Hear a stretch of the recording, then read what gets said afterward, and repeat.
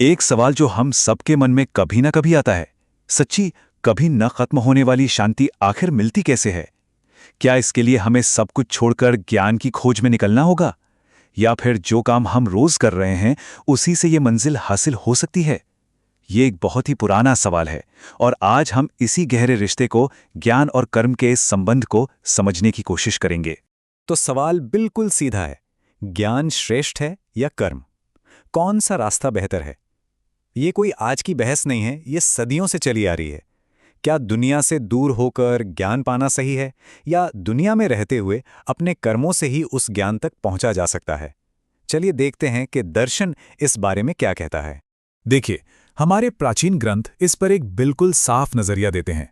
वो कहते हैं कि इस दुनिया में ज्ञान जैसी पवित्र, प्यूरिफाई करने वाली और कोई चीज है ही नहीं। आप इसे एक ऐसी आग की तरह समझ सकते हैं जो मन की सारी गंदगी, सारे कंफ्यूजन को जलाकर राख कर देती है और पीछे सिर्फ शुद्ध सत्य ही बचता है। लेकिन यहां एक प्रैक्टिकल दिक्कत है। सीधे सीधे ज्ञान पाने के रास्ते पर चलने के लिए एक तत्वदर्शी गुरु की जरूरत पड़ती है। मतलब कोई ऐसा जिसने खुद उस परम सत्य का अनुभव किया हो। और हम सब जानते हैं, ऐसा मार्गदर्शक हर किसी को आसानी से नहीं मिलता। तो फिर एक आम इंसान के लिए रास्ता क्या है? और यहीं पर निष्काम कर्मयोग का एक बहुत ही सुंदर विचार सामने आता है, यानी फल की चिंता किए बिना अपना कर्म करना। सबसे दिलचस्प बात यह है कि मंजिल एक ही है, मन की शुद्धि और फिर ज्ञान की प्राप्ति। लेकिन कर्मयोग का रास्ता ज्यादा प्रैक्टिकल है, सबके लिए सुलभ है। ये कहता है कि आपको कुछ छोड़ने की जरूरत नहीं है, बस अपने काम को देखने का नजरिया बदल दीजिए।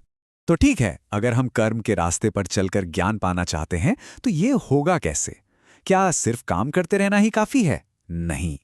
इस रास्ते पर सफलता के लिए 3 बहुत जरूरी शर्तें बताई गई हैं। आइए एक एक करके इन्हें समझते हैं।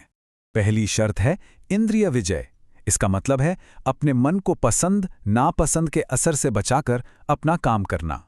दूसरी है साधनों में तत्परता, यानी अपनी मंजिल तक पहुंचने के लिए जो भी अभ्यास जरूरी है उसे लगातार लगन और धैर्य के साथ करते रहना। और तीसरी, जो शायद सबसे ज्यादा महत्वपूर्ण है, वो है श्रद्धा, अपने लक्ष्य और अपने रास्ते पर अटूट विश्वास। जब ये तीनों चीजें एक साथ मिलती हैं तो ज्ञान अपने आप ही प्रकट होने लगता है। और जब ये ज्ञान मिलता है तो उसका फल क्या होता है? उसका फल है परम शांति।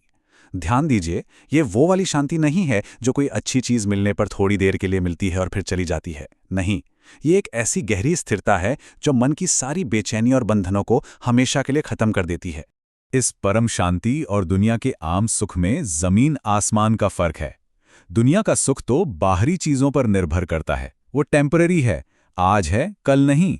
लेकिन ये जो परम शांति है, जिसे हम आनंद भी कह सकते हैं, ये अंदर से आती है, ये स्थायी है, ये कभी खत्म नहीं होती और इसे किसी बाहरी वजह की जरूरत नहीं होती। तो हम घूम फिरकर वापस अपने शुरुआती सवाल पर आते हैं। क्या कर्म करते हुए, एक्शन में रहते हुए परम शांति मिल सकती है? तो इस पूरी चर्चा से एक बात तो साफ है कि हाँ, ये बिल्कुल संभव है। रास्ता है अपने काम को बिना किसी स्वार्थ के, इंद्रियों पर संयम रखकर और पूरी श्रद्धा के साथ करना। अब सोचने वाली बात यह है कि कोई अपने रोजमर्रा के कामों को ही अपनी आध्यात्मिक साधना में कैसे बदल सकता है?